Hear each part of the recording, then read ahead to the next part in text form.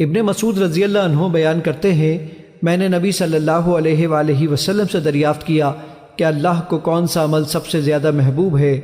آپ صلی اللہ علیہ وآلہ وسلم نے فرمایا، وقت پر نماز ادا کرنا۔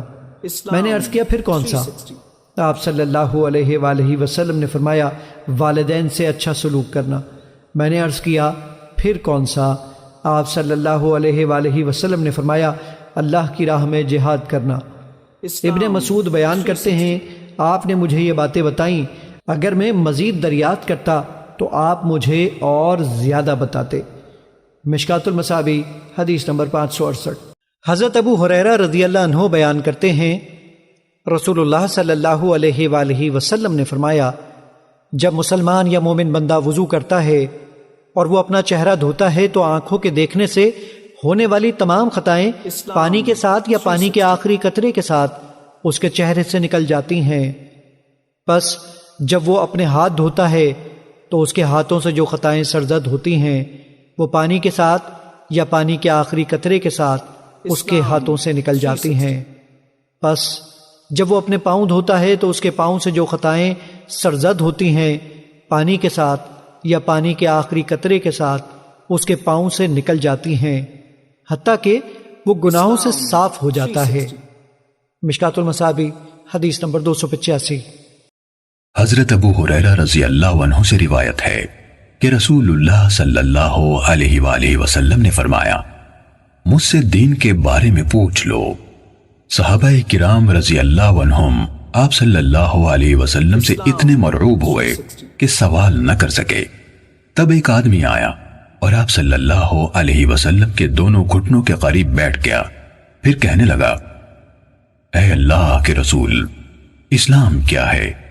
آپ نے فرمایا، تم اللہ تعالیٰ کے ساتھ کسی کو شریک نہ ٹھہراؤ، نماز کا اہتمام کرو، زکوٰۃ ادا کرو اور رمضان کے روزے رکھو۔ اس نے کہا، آپ نے سچ فرمایا۔ پھر پوچھا، اے اللہ کے رسول، ایمان کیا ہے؟ آپ صلی اللہ علیہ وسلم نے فرمایا، یہ کہ تم اللہ، اس کے فرشتوں، اس کی کتاب، قیامت کے روز اس سے ملاقات اور اس کے رسولوں پر ایمان لاؤ، مرنے کے بعد اٹھنے پر ایمان لاؤ اور ہر امر کی تقدیر پر ایمان لاؤ۔ اس نے کہا، آپ نے درست فرمایا۔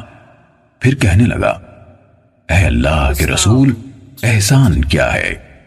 آپ صلی اللہ علیہ وسلم نے فرمایا، تم اللہ تعالیٰ سے اس طرح ڈرو گویا تم اسے دیکھ رہے ہو، پھر اگر تم اسے نہیں دیکھ رہے تو وہ یقیناً تمہیں دیکھ رہا ہے۔ اس نے کہا، آپ نے صحیح فرمایا۔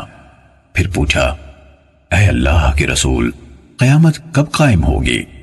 آپ صلی اللہ علیہ وسلم نے جواب دیا، جس سے قیامت کے بارے میں پوچھا جا رہا ہے وہ پوچھنے والے سے زیادہ نہیں جانتا۔ میں تمہیں اس کی علامات بتائے دیتا ہوں۔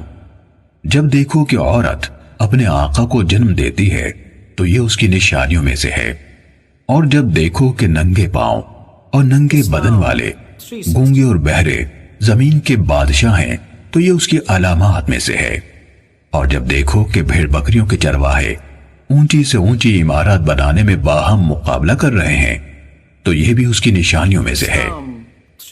یہ یعنی قیامت کا وقوع غیب کی ان 5 چیزوں میں سے ہے جن کو اللہ تعالیٰ کے سوا کوئی نہیں جانتا۔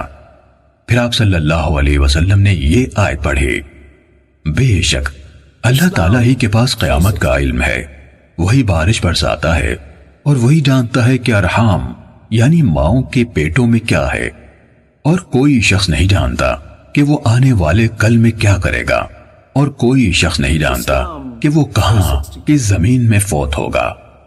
سورت کے آخر تک۔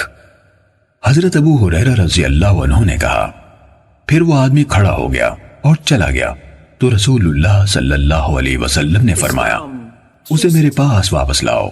اسے تلاش کیا گیا تو وہ انہیں یعنی صحابہ کرام کو نہ ملا۔ رسول اللہ صلی اللہ علیہ وسلم نے فرمایا، یہ جبرائیل تھے، انہوں نے چاہا کہ تم نہیں پوچھ رہے تو تم دین سیکھ لو، انہوں نے آ کر تمہاری طرف سے سوال کیا۔ صحیح مسلم حدیث نمبر 99۔